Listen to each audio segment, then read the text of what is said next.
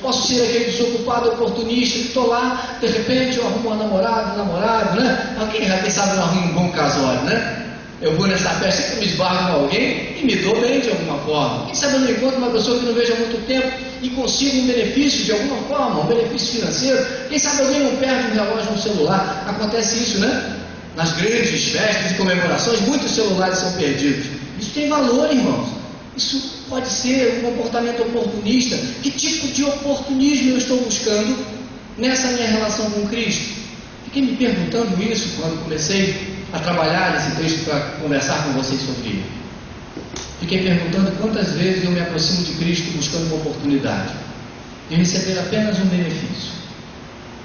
Embora nesse encontro não só o Cristo tenha para dar, também eu, que sou o promotor do encontro, posso oferecer o que Zaqueu fez. Jesus lá, a história conta, né? Na narrativa vai mostrar, na verdade, esse jeitinho de contar de Lucas, né? Vai construindo um teatro e de repente Jesus chega embaixo, a cena parte, Jesus chega embaixo da figueira, né? E fala, ó, eu quero ficar na sua casa hoje. Vocês acham que Jesus queria ir para a casa de Zaqueu por quê, irmãos? Por que vocês acham que Jesus queria ir para lá? Opa, também. Mas olha, Jesus sabia que Zaqueu era rico, muito rico. Quantas pessoas estavam com Jesus naquele momento, irmãos? Que vinham de outras cidades? Muitas pessoas, era multidão. Pessoas seguiam Jesus de várias outras cidades e não tinham o que comer, o que beber e onde dormir. Jesus sabia que Zaqueu tinha alguma coisa para oferecer. Jesus sabia disso. E Zaqueu disse, opa, prontamente, vamos lá, porque vai ser muito importante a sua ida à minha casa. Não que ele fosse um bom moço, mas que ele também estava buscando algumas respostas nesse encontro. Então, irmãos, eu digo para você que o seguidor de Jesus precisa ser mais do que curioso. Esse que vai promover um bom encontro precisa abrir mão de ser um obstáculo na vida do outro. Isso é comum, meu irmão. Quantas vezes nós estamos nos relacionando e só interessa o que eu penso, só interessa o que eu sinto. Quantas vezes nos nossos relacionamentos familiares, pais, filhos, irmãos, vizinhos, só interessa, irmãos em Cristo, só interessa o que eu penso. Se discordarem de mim, irmãos, discordaram de Deus. Quantas vezes eu sou obstáculo para o crescimento do outro porque eu não sei recuar, não sei compartilhar? É um grande desafio para a minha vida viver isso. E não é nada simples. Se os meus interesses são esses, precisa ser transformado em interesses de seguidor e de aprendiz. Tenho sido chamado, e eu chamo você também. Convido você, em seguindo Jesus, transformar-se em seguidor, não observador oportunista crítico, mas seguidor de Jesus e, acima de tudo, aprendiz do Mestre. Porque, como o irmão mesmo diz, o Mestre é o Senhor da sabedoria, e a própria palavra diz, é o conhecedor de todas as coisas. Se eu sigo Jesus, será que já sei tudo, irmãos? Fico sempre muito inquieto, e é essa exigência de me perguntar a mim mesmo e perguntar a você: você já sabe tudo sobre a vida, irmão? Irmã, você já sabe tudo sobre o Cristo? Já sabe tudo sobre a vontade dele? Sobre o que ele deseja para a sua vida? Está satisfeito com a sua vida? É tudo? É tudo isso? Está feliz? Jesus quer muito mais, irmãos. Mas para isso você tem que escolher segui-lo e ser um aprendiz. Não um aprendiz apenas de EBD. Eu convido vocês a estar aqui na EBD do Jovem Domingo. Eu sou professor da classe aí. Domingo que vem vou estar aqui, não é, mano? Então, não só aprendiz de EBD. Não é pós-graduação, mestrado, pós-doc, 50 anos de EBD que faz um bom cristão. É também o aprender que faz um bom cristão. Mas é a sua escolha. É a oportunidade que você tem ao longo de toda a sua vida de desejar ser um aprendiz, um seguidor de Jesus.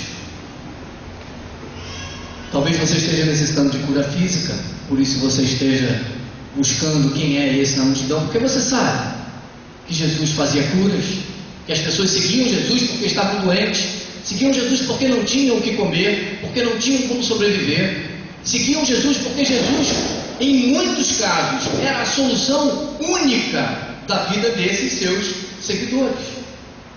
E pode ser que você esteja vivendo um momento muito extremo da sua vida.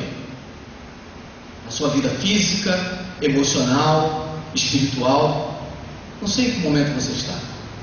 Mas certamente não é aquele que dispensaria a passagem do Cristo na sua vida com todo o seu poder e com toda a sua graça. Assim como ele passou por Jericó, atravessou Jericó e atravessa hoje a Cesárea de Melo e atravessa esse espaço, atravessa entre os nossos bancos, entre nossas vidas, porque é um símbolo. Ele faz isso para nos abençoar. Irmãos, a oportunidade para o encontro bem-sucedido se desenvolve, irmãos, quando eu reconheço com clareza as minhas necessidades. No verso, eu primeiro falei dos meus interesses, não é mesmo? E agora eu vou falar das minhas necessidades. No verso 2, verso 6 e verso 9, no verso 2 o autor vai destacar o segundo personagem como um homem rico. Vamos pensar em necessidades, irmãos. Necessidades. Esse personagem, homem rico, ele tinha necessidade financeira? Não, estava tranquilo, né? Como diz na linguagem popular, estava com boi na sombra. Não precisava de dinheiro. Aproximar-se de Jesus era para outra coisa que não dinheiro. Ele era chefe dos cobradores de impostos e representante dos pecadores. Curioso, né? Zaqueu, um homem muito rico, cobrador de impostos, funcionário público, ele era um publicano, mas ele era representante dos pecadores do ponto de vista de Lucas, porque Lucas vai olhar com a ótica judaica para esse personagem, Zaqueu, dizendo que esse personagem, como ele cobrava impostos dos seus irmãos, ele então era um traidor, e como traidor, já falei na semana passada, passível de pena de morte. Você consegue se relacionar bem com um traidor, irmão? O que é um traidor para você? É alguém tranquilo, né? Traidor tranquilo, não é mesmo? Pessoa boa, traidor a gente traz para perto, né? A gente escuta dizer sobre traidor, que a gente não conhece nenhum traidor. A gente escuta dizer sobre traição e a gente ousa dizer que a gente não quer nem passar perto dessa pessoa que trai. Quando alguém nos trai, uma vez que seja, nossa, como é difícil. E aí, se você vai olhar a história bíblica, né, um dos maiores, aliás, o principal motivo para o homem perder, um dos principais desafetos que acontecem entre o homem e Deus, está pelo seu ato de traição para com Deus. Irmãos, o que o autor vai destacar é que esse indivíduo rico, poderoso, mas chefe dos pecadores, tem um nome muito legal. Qual é o nome dele? Zaqueu. O que quer dizer Zaqueu? Você sabe? O que significa essa palavra? Não? Então vamos lá, te ajudar. Essa palavra significa que esse nome significa puro e reto.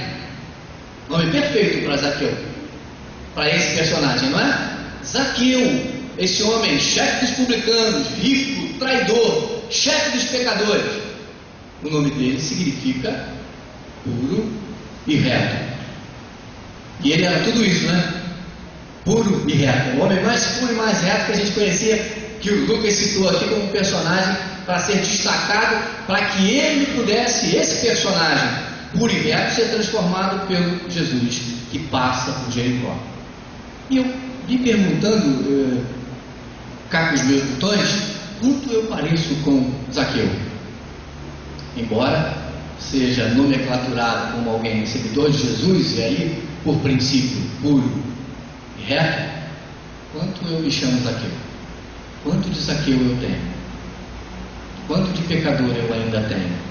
Quanto de traidor eu ainda tenho? Quanto de associado à maldade, à vaidade, à arrogância eu ainda estou? Eu estou perguntando para mim e aí eu pergunto para você também. Porque vocês são adultos, embora tenha algumas crianças aqui, as criancinhas talvez se sintam nessa fala um pouco pesada, mas os adultos não. A reflexão é fundamental, porque Jesus passa, irmãos. Jesus passa. E ele, quando passa, ele deixa o seu aroma, a sua lição, o seu poder, a sua graça também, a sua misericórdia e também a sua salvação. puro e reto. Não quero parecer-me, não quero me sentir como Zaqueu. Apesar de ser chamado puro e reto, não viver uma vida pura, uma vida reta. Eu reconheço com clareza, irmãos, a minha necessidade quando eu olho para dentro de mim e sei quem sou. Você sabe quem é, conhece suas fraquezas, suas fragilidades, está disposto a enfrentar-se, a olhar no espelho e ao seu espelho ser o Cristo a ponto de transformar a minha e a sua vida em pureza e retidão. É um grande desafio, irmãos.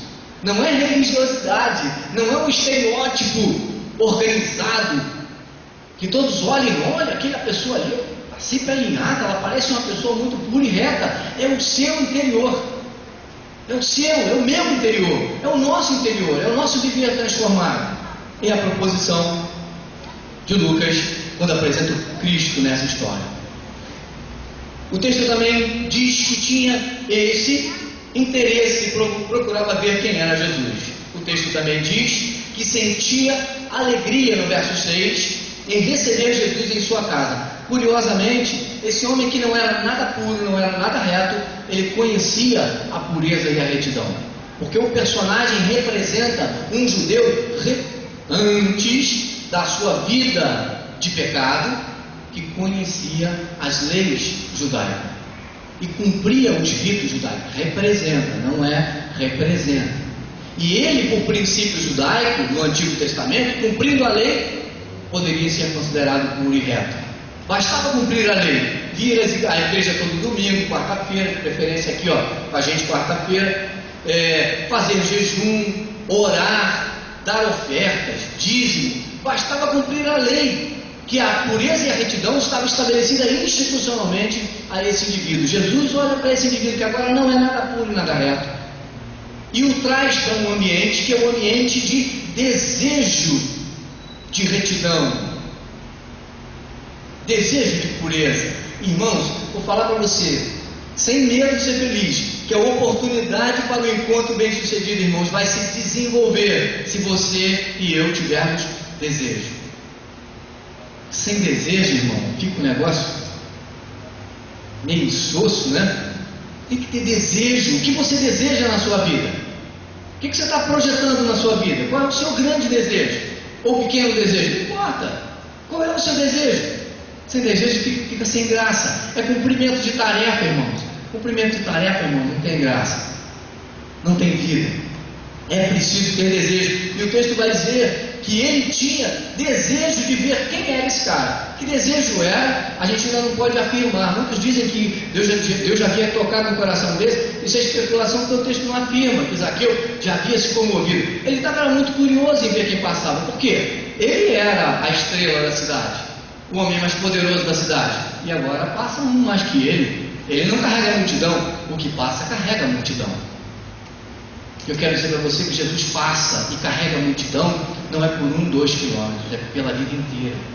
Que parte da multidão quer seguir Jesus pela vida inteira? Alguns ficaram entre os muros de Jericó e outros atravessaram. Assim como vieram, atravessaram e seguiram Jesus pela vida inteira. É um convite para mim e para você. Seguir Jesus pela vida inteira, passo a passo, superando as nossas limitações, observando e aprendendo com Ele. É a lição que o Lucas me dá quando me faz caminhar por Jericó. E essa cena em que Jesus afirma ser Zaqueu também, no verso 9, um filho de Abraão. Este homem parece não ter problema nenhum, não é mesmo, irmãos?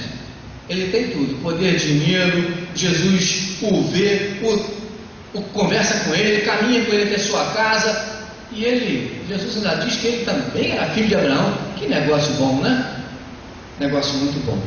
A oportunidade de um encontro bem sucedido, irmãos, vai se realizar. Não quando eu e você. Cadê os sinais que você está me dando? Está cansado?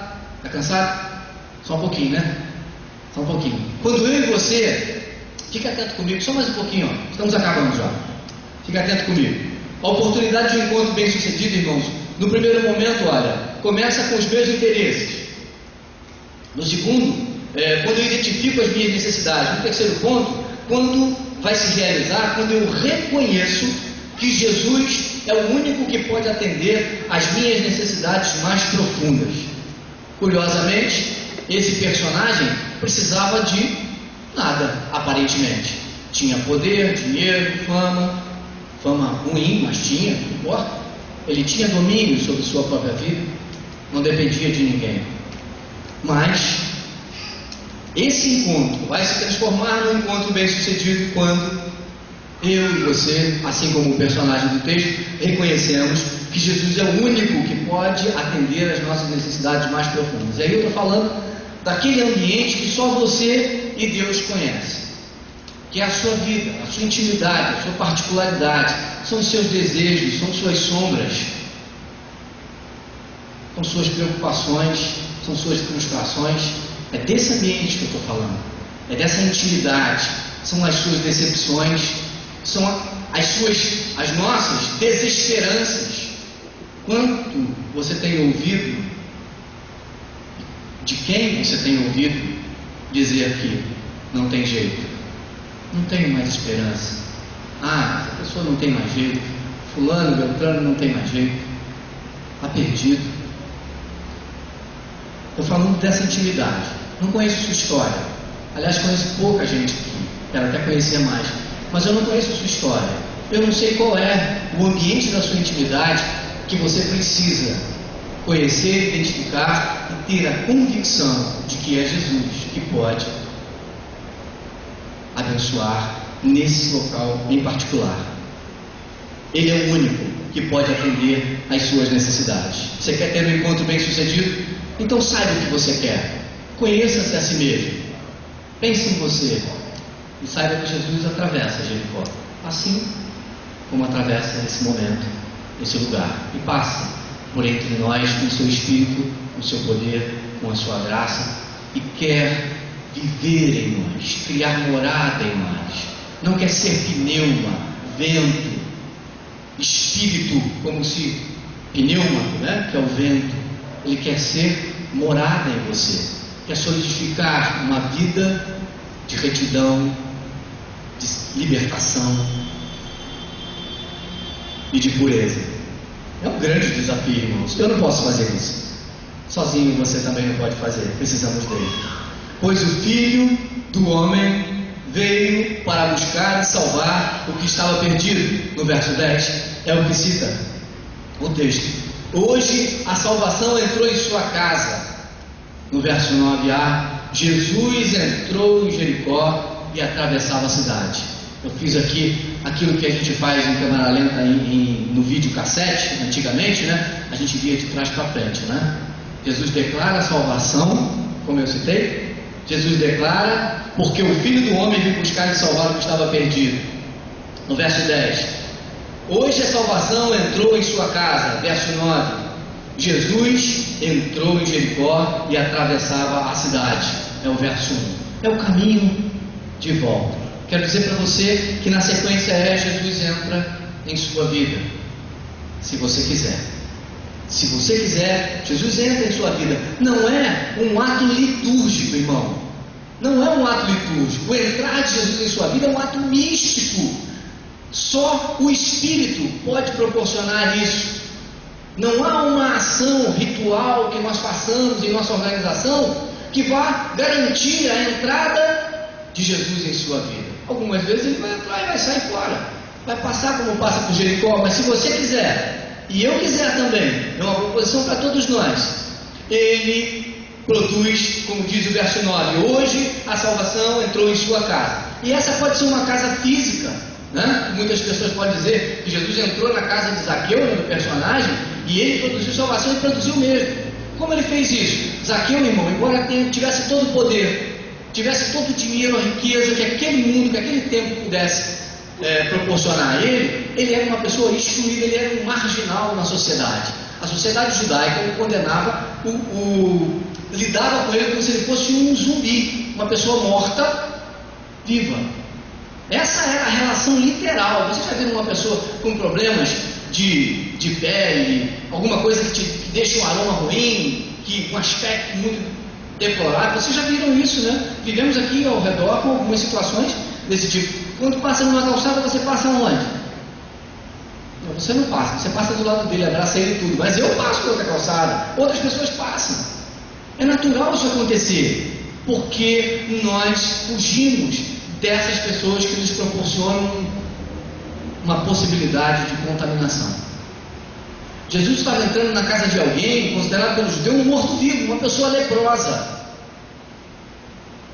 E ele entra lá, e ele produz salvação. Eu não sei qual é o seu problema, eu também aqui não posso especular sobre isso, mas eu sei que a humanidade não é um privilégio nosso, vive em meio a grandes dificuldades, a grandes lutas. Eu ouvi aqui alguns agradecimentos, nossa, agradecimentos, livramento de acidente, medicamento que a gente consegue, mais algumas bênçãos na vida de algumas pessoas. Nós vivemos momentos muito difíceis, e eu não tenho dúvida que você também vive momentos de desassistência, de dor, de sofrimento, de desesperança, como disse. Mas Jesus pode entrar na sua casa física, no seu coração, no seu viver, no lugar onde você vai construir uma vida de relacionamento com outros e produzir aquilo que em Gênesis 12, o texto diz que Jesus fala sobre Zaqueu. O que Jesus fala sobre Zaqueu?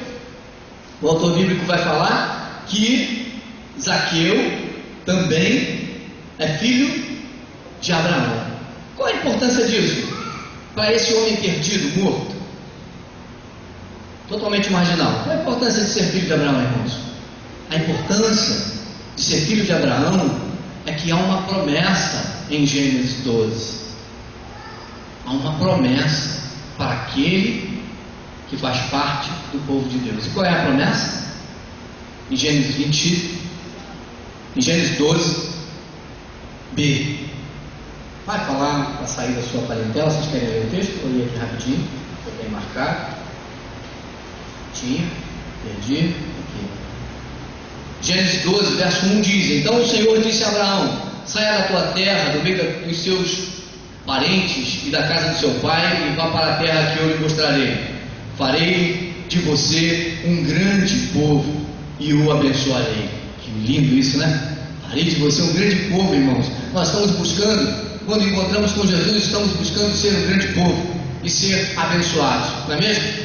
Não é mesmo? Queremos isso, isso é bom, é importante. É bom, mas não acaba aí não. Diz assim: tornarei famoso o seu nome. Opa!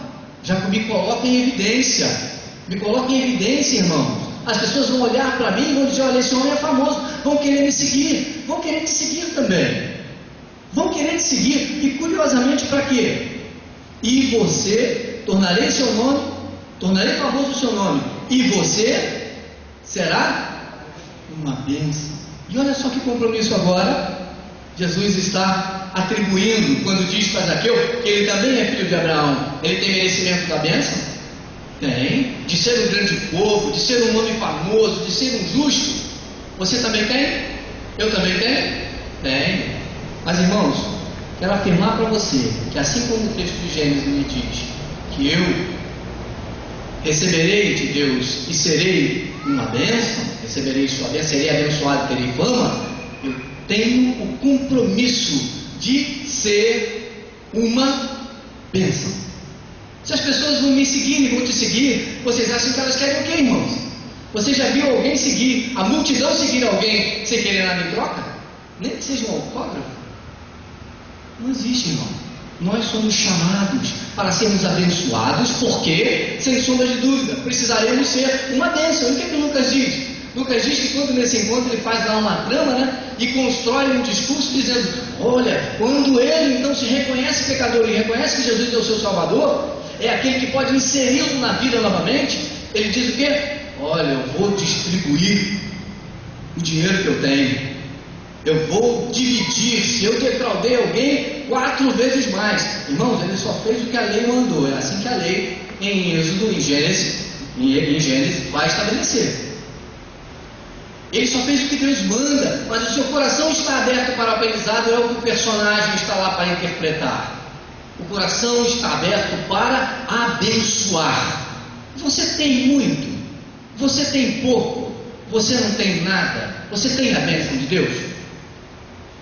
Você tem Deus na sua vida? Amém? Você quer Deus na sua vida integralmente, completamente, sem espaço vago? Eu sei que isso é uma meta grande, mas essa é a proposta que o Lucas me faz e faz a você. Que eu e você abramos o nosso coração para que Deus entre em nossa vida de forma tão profunda que Ele nos dê condição de não só sermos abençoados, como sermos abençoadores. E eu quero te convidar nessa noite a fazer isso.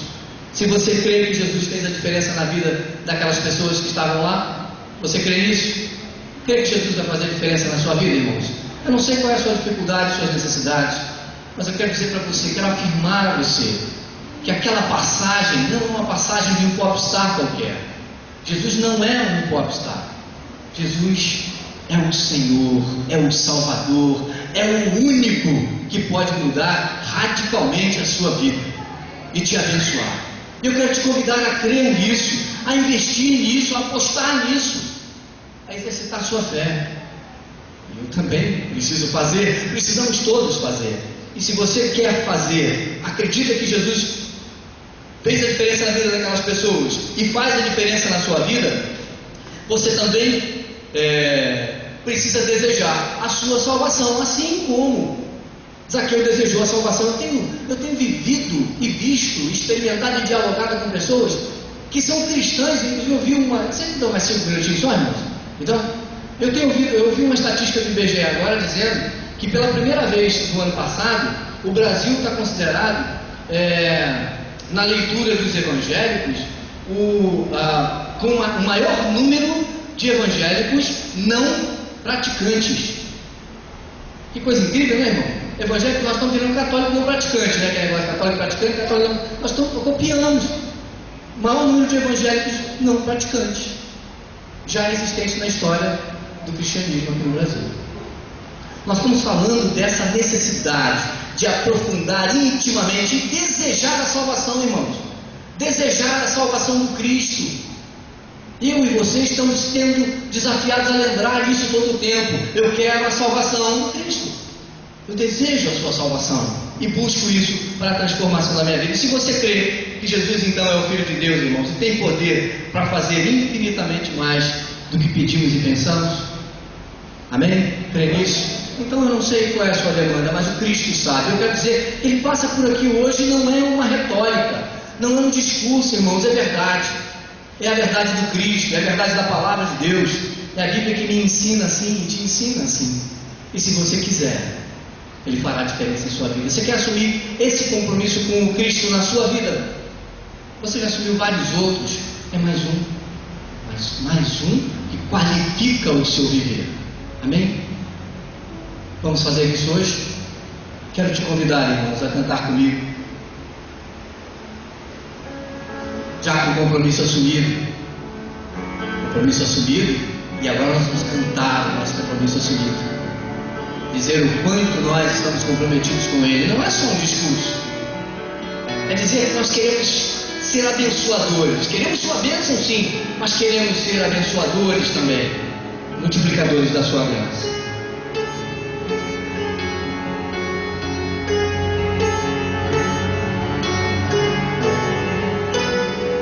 Essa é a nossa oração, Senhor. Essa é a nossa oração. Eu estou aqui para te adorar em sua presença. Desejo estar. Eu sei que nada sou, mas sim humilhar. Preciso de ti, vem me restaurar. Faça essa música, desse cante com a sua oração, Deus. Eu quero ser. Eu quero ser um jardim fechado, regado e cuidado pelo teu Espírito. Flua em mim como uma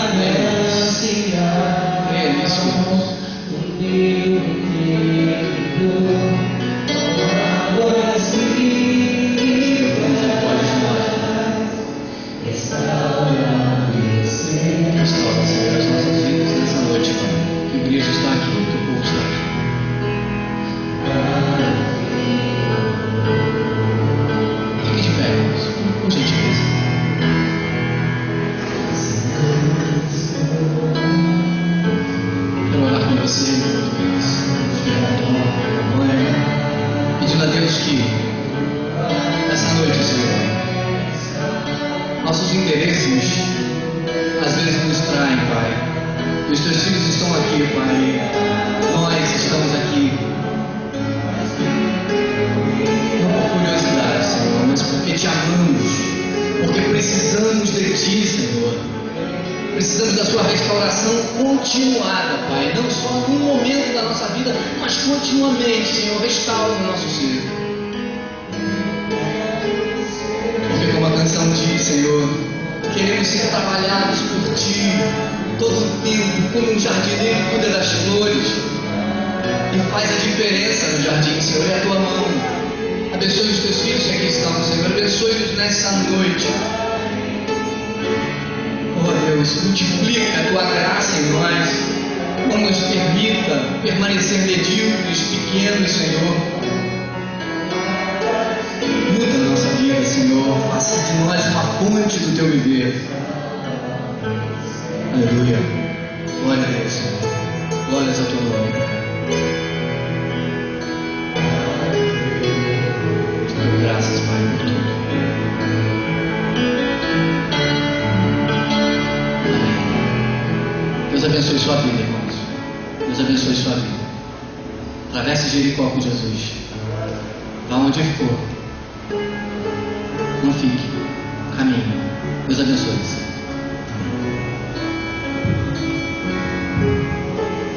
Amém. Vamos orar então, irmãos, para nós encerrarmos esse tempo. Senhor, muito grato nós estamos pela tua palavra, pela alegria de te ouvir, de ouvir a tua palavra, de refletir sobre quanto o teu Filho é gracioso em nossas vidas e tão necessário. Nós queremos, Senhor, trocar de braços contigo e nessa nossa trajetória do viver fazer muita diferença, Senhor, muita. Não nos conformarmos, Senhor, com as nossas fragilidades e fracassos e dificuldades, mas que o teu Espírito esteja sobre nós, que o teu poder esteja sobre nós, que nós sejamos mais, Senhor, do que uma retórica, que nós sejamos mais do que uma estatística, que o teu nome, sobre todo nome, faça diferença no nosso viver. E assim, Senhor, o teu reino se implante em nossas vidas, em qualquer lugar que estejamos. Que nós levemos a tua graça, Senhor, onde os nossos pés pisarem, onde nossa voz soar. Que o teu poder esteja lá. Que o teu poder esteja lá, Senhor. Dá-nos, Senhor, uma semana de bênçãos e de grandes oportunidades para que conquistemos, Senhor, aquilo que muito desejamos, que é a tua graça, que é louvar-te, que é servir-te. Queremos te adorar com muito mais do que temos e do que somos, Senhor. Abençoe os teus filhos que aqui estão.